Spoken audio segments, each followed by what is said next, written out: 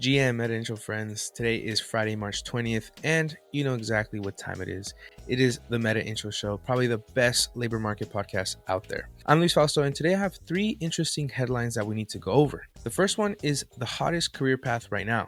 And hint, it is not AI. We also talk about a startup compensation report that shows a decline in those used to be hot, attractive offers back then. And lastly, Amazon is overpiping their employees. Once again, this is the Meta Intro Show. Let's get right into it.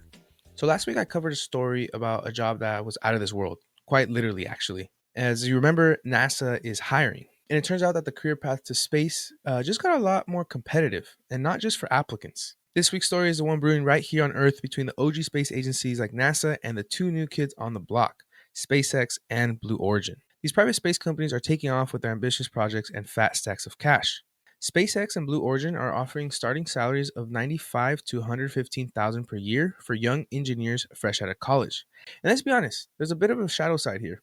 They're throwing serious shade at NASA's salary range, which starts at $54,557 for bachelor's degrees and tops out at $73,038 for doctorates. That's a pretty big difference. But hold on to your spacesuits because these job opportunities come with a hefty price tag. We're talking about reports of 80 to 90-hour work weeks, the kind of intensity that would make even Elon Musk take a nap.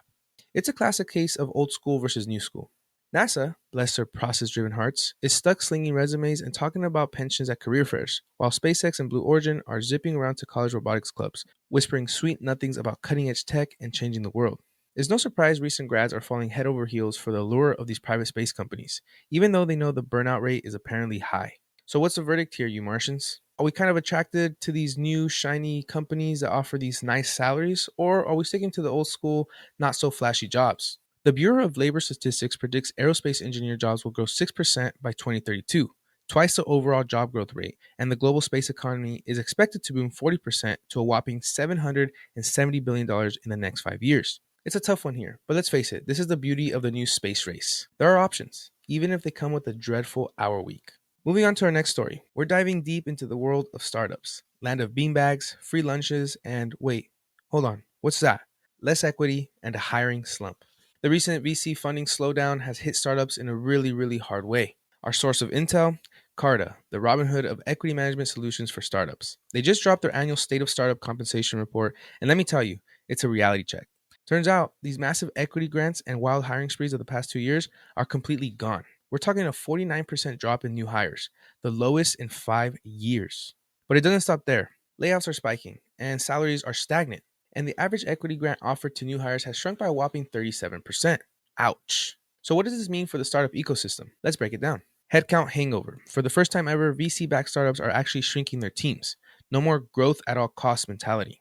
The great startup exodus. Departures are outpacing new hires, and layoffs are a big reason why. Looks like the job market just got a whole lot tighter. Back to basics. Startups are laser focused on hiring for core business functions. Think engineers, sales, operations, etc. Remote work reality check. While still popular, some industries like energy and hardware are pulling back on remote hires. Looks like heading back to the office is becoming a normality again. Bottom line, the party's over here at Startup Land, at least for now.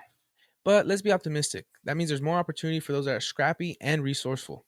We'll be keeping a close eye on these stories, so stay tuned. Hopefully the Startup Land can have a rebound. And now, a word from our sponsors. Do you need new headshots to put your best foot forward in your job hunt?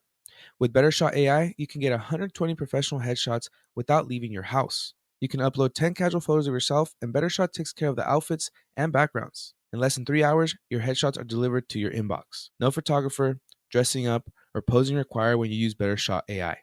Get 120 photos for $25 using code METAINTRO.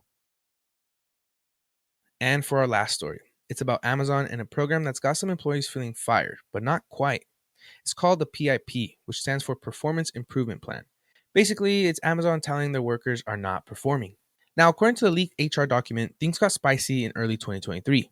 Here's a data drop. Amazon went from putting just under 2,000 staff on PIPs in April 2022 to over 3,300 per month by the end of that year.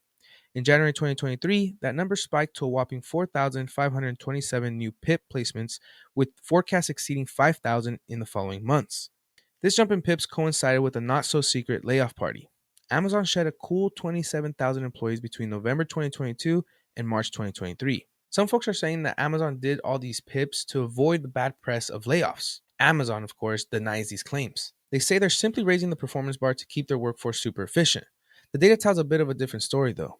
With more people on PIPs at the same time as layoffs, it seems like Amazon might have been making it harder to keep your job. This pressure could make employees actually quit on their own, therefore, Amazon benefits again without paying that severance package. Is this quiet firing a thing in other companies? Absolutely. Some managers actually might use PIPs to squeeze out those employees that they don't want anymore. The key takeaway: be aware of your company's performance management system and what it means for your job security. If you're feeling the heat on a PIP, it might be time to polish up your resume and start looking for a new gig where you'll be valued. Remember, knowledge is power in this job market. All right, well, that's all I got for you today. Remember to hit that subscribe button to make sure you never miss an episode here every single Friday. Also, leave a comment down below about other news that stood out to you this week. That said, I'll see you next Friday.